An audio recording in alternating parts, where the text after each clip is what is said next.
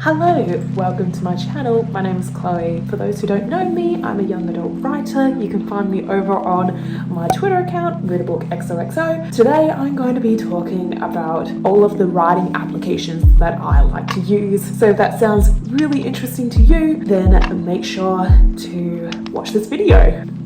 A lot of the times I use the Notes application. The Notes application is one of the most helpful things to me because it's on my phone. Whenever I'm on the go or anywhere, I go ahead and make a new note, which is helpful because my computer will then have those notes accessible through the iCloud. And there's over like 2,000-ish notes that I have, which is a lot. And that just speaks for the volume of ideas that I gain.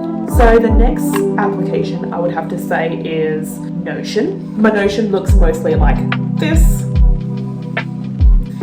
I don't know, I kind of use it like a secondary place other than my notes area.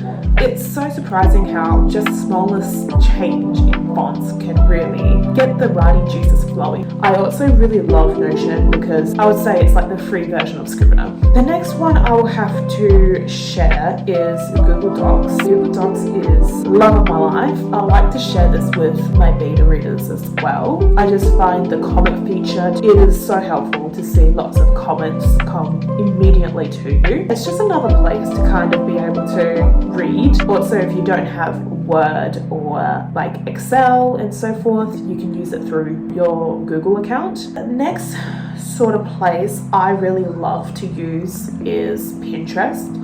Pinterest is like my go-to for the brainstorming, but I just create character boards and just get the vibes of the project running, and all of that I just kind of collect this into like a collage sort of thing, which brings me over to another one. I like to use Canva, and this is just to create mood boards. I am a very strong believer in inspiration can be used to really get you excited or reintroduce the idea to you in a fresh new way. And so sometimes I would make mood boards for my chapter. If I have been stuck in a rut, I just need some visuals collected together and it would just like spark something in my brain to help me. But for the most part, it's just character mood boards.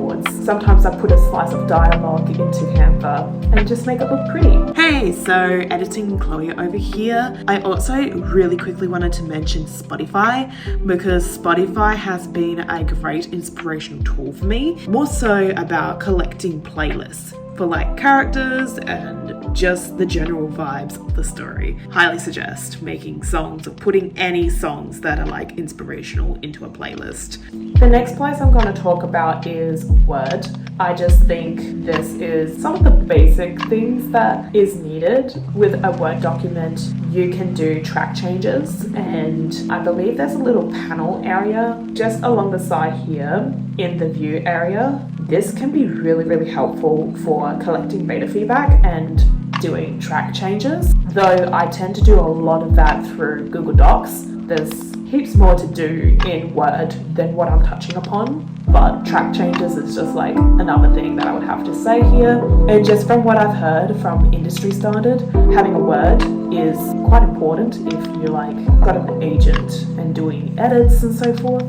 So I just thought I'd put that out there as well. And the last one I'm going to be showing is Scrivener. I followed a tutorial on how to make it aesthetically pleasing. I will leave that in the cue cards as well, so go check it out. I really like to use Scrivener to kind of dump a lot of things into it to make it look nice. I went a little bit ham on the type of aesthetics that I can do, but basically I really enjoy Scrivener for its aesthetic appeal and a little bit more features, like there's project targets that you can set for yourself. You can blur out the other lines and just focus on one word at a time if you want, so you can have it in somewhat of a reader mode. There's just so much that you can do that I think is very interesting when it comes to Scrivener, and that's why I would say I use a combination of